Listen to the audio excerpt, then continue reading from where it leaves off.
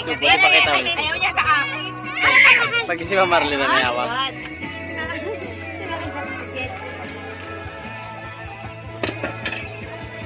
One, two. Uy, mga balot mo. Sername na bibidyo. Kaya ako naman nakapalitin. Pero ito, kasi ang setup lang. Totoo. Nagtitingin na tuloy ako ng pamilya ni Mark, kahalo ko talaga doon. Pero iinit na lang o inuuli o. Sige, sige, kunin mo. Sana mo.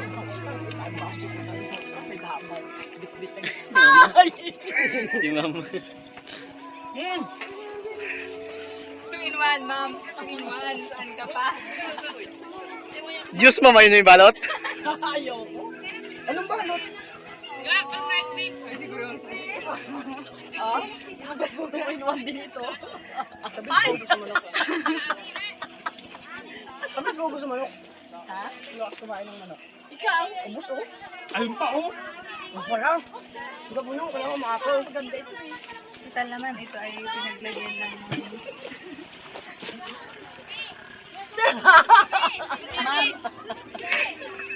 Ma'am. Total naman, ito ay pinaglagyan ng kutsara. Nininukin ko na ng bonggang-bongga. Teka lang. Dapat naman yung pinag-inalis nito eh.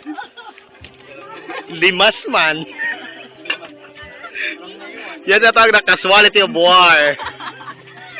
No, wala pa ano ba eh. Iya pa. Mali yata ang pag-imbita ko dito sa